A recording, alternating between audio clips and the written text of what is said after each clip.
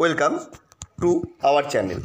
আমরা দেখছি গণপতি বাপ্পার তার সুন্দর একটা ছবি তৈরি করা হবে এবং আমাদের এটা ফার্স্ট ক্লের কাজ। কেমন লাগে তোমরা জানাবে। এবং তার সাথে তো জানোই আমাদের কিছু না কিছু গল্প থাকে। তো আজ প্রথমে যেটা বলতে চাইছিলাম আমার জীবনের কথা।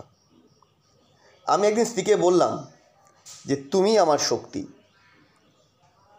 এটা শুনে বেকার চোখে দৃষ্টি এনে স্ত্রী বলল, তার মানে অন্য মহিলারা তোমার দুর্বলতা? এমন পয়েন্টে পয়েন্টে কথা বলে না যে জাইন্টে ব্যথা হয়ে যায়। এবার শুনে ঐকিক নিয়মের গল্প। আমার ছেলে তখন ক্লাস 5-এ পড়ে। 1 মাস বাদে ওর জন্মদিন।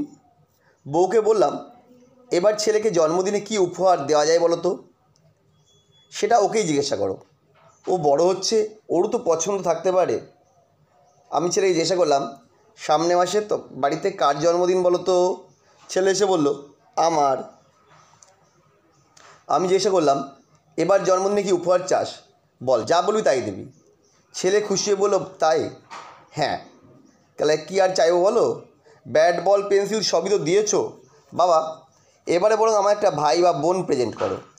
আমি একটু ঘাবড়ে গিয়ে ম্যানেজ করার জন্য গলা ঝেড়ে বললাম, দেখ বাবু, তোর জন্মদিনের মাত্র আর 1 মাস বাকি। এই অল্প সময়ে আমি একা তাকে আনবো কী করে? তার জন্য অন্তত 1 বছর লাগবে। সামনের বছর জন্মদিনে সেটা সম্ভবও হতে পারে, তাও তোর মা যদি রাজি থাকে। এবার তুই অন্য কিছু চা। আমার কথা শুনে আমি তুই থেকে তুমিতে চলে এসেছি। না না, অন্য কিছু চাই না, আমি আর কিছুই চাই না। তুমি আমায় কমেন্ট করেছো, আমি যা চাই তাই দেবে, তাহলে ভাই বা বোনই দিতে হবে। ছেলে দুমদাম রাগ করে ঘর থেকে পা ফেরে চলে গেল। আমি রান্নাঘরে বউকে সব বললাম। কীরকম ট্যাক্টফুলি ছেলেকে ম্যানেজ করলাম বলো। তুমি যা ভেবেছো তা নয়, কিছুই ম্যানেজ হয়নি। আজকালকার ছেলেরা খুব জেদি আর সেন্টিমেন্টাল। কিসের থেকে কী হয়, কী ভেবে গিয়ে কী ডিসিশান নেয়, বরং গিয়ে বোঝাও। কী বোঝাবো? এমন সময় ছেলে রান্নাঘরে এসে বকি দিয়ে বলল, বাবা, ঐকিক নিয়মে বেশি লোক লাগিয়ে ওটা 1 মাসে করা যায় না? আমার চক্ষু চড়ক গাছ। বউ রেগে গিয়ে বলল, অৌকিক লৌকিক মৌখিক কোনো নিয়মেই করতে হবে না, তুই পড় গিয়ে যা। আমি আর কি বলবো, তোর মা রাজি হচ্ছে না।